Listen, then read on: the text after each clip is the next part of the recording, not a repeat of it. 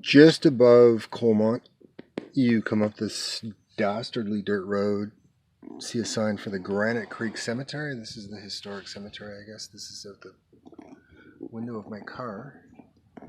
And then you're down this kind of thing here. I'll see how this goes. We'll see what we get.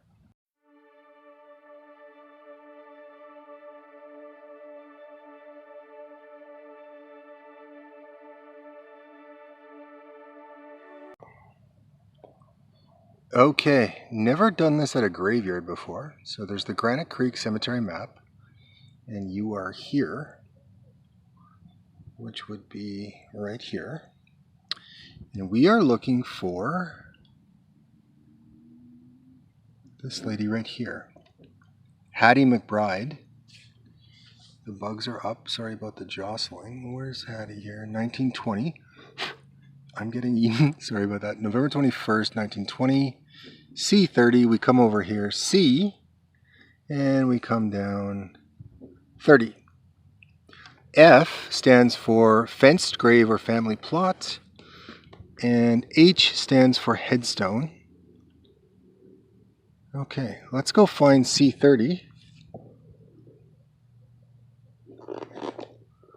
So we're going to go up a few. Up in a few. And take a left. And we should find poor Miss Hattie. Okay, so Hattie's not far. This is her right here. This is her grave.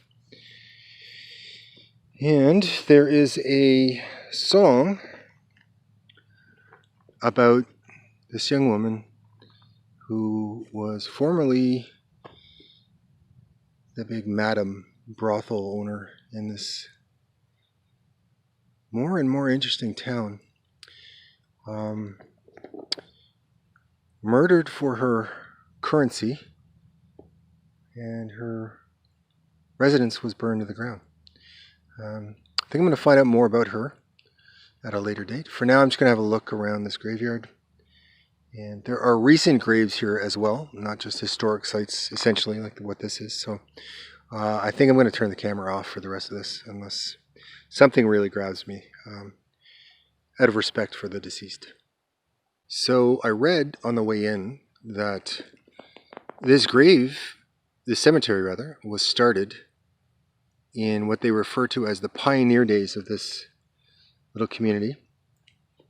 And it was for people who had migrated here, drawn by the lure of mining riches.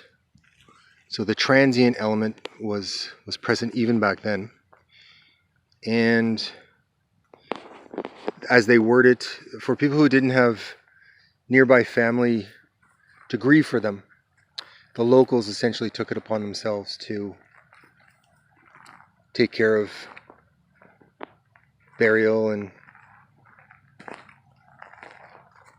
whatever ceremony would have been involved with their particular denomination of religion. And this cemetery here is the result. This one looks absolutely ancient. This one. It's, no, 1993. Oh, I'm actually on one right now, so let's watch where we're going here. Yeah, initially set up this place for pioneers, to give these transient workers or wealth seekers, you can assume, a proper send-off. And interestingly, there are a number of them that are unnamed. They know that there are individuals who were living here in the past, buried there, and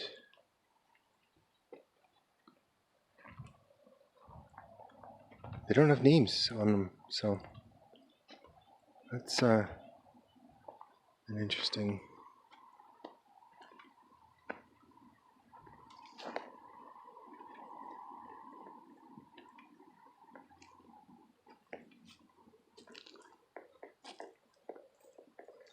The reason I'm carrying on here is I know that when we get out to the edge of this cemetery, we're going to have an interesting view spot down here, and I wanted to get a catch of it, or a glimpse of it rather.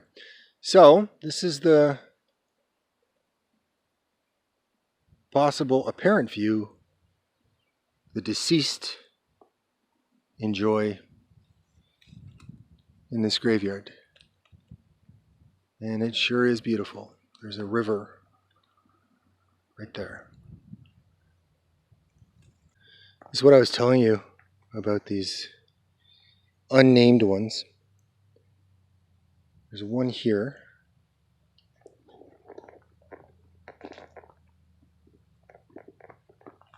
And then there's another one here. And someone has given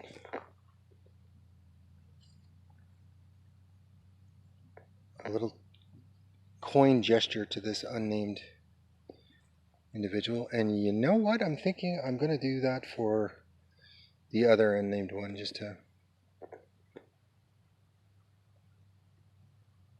to acknowledge them.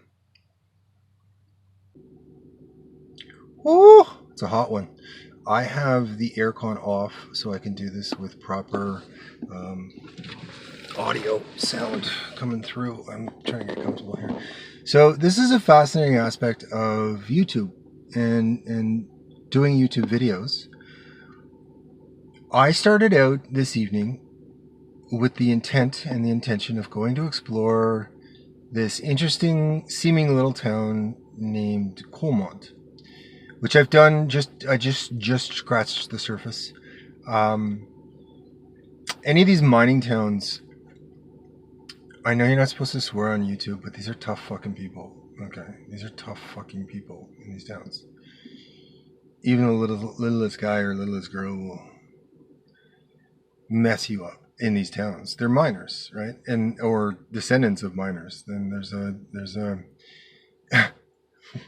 ruggedness. Be polite. Show respect to these people, or you'll get your ass kicked. You can just tell when you're dealing with them. I've had a couple of brief interactions since I met that wonderful guy at that former hotel. So I start out tonight, still drenched in sweat and dirt and everything from work, with the intention of going to explore this fascinating little Coalmont spot, and I end up at the gravesite of Hattie McBride and learning much more about her history. Now, what I'm getting from this is I'm OCDing a little bit. I'm trying to get comfortable here, guys. Sorry about that. I'm getting a little bit OCD on Hattie here, and I get a story out of this, as I always do. I always get a story out of it. So I think what happened with Hattie was she was certainly murdered, but it wasn't financial.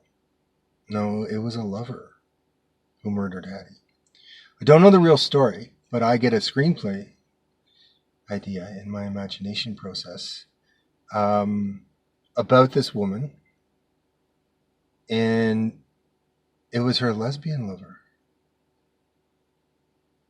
Hattie's lesbian lover got upset about a circumstance that was going on with Hattie running the most successful, profitable brothel that Western Canada has ever seen. And in 1920, emotions got the best of Hattie McBride's lesbian lover, and she went over the edge. That's the screenplay impetus that's come to me. So I'm dying from the heat. I'm going to go explore a little bit more of this town. Yeah. See what else there is to see. I'm sure there's more. And we may have to come back and do a second one. I got to put the aircon on, guys. I'll be back shortly. So there's a little better look at the Coalmont Hotel in all our haunted glory. And then just across, we've got this place called the Nut House, which I can't really get a feel on. It feels like that's a barber in here, but it also has a private residence feel. A lot of them seem to have done that, converted these historic places to private spots. This town is a trip.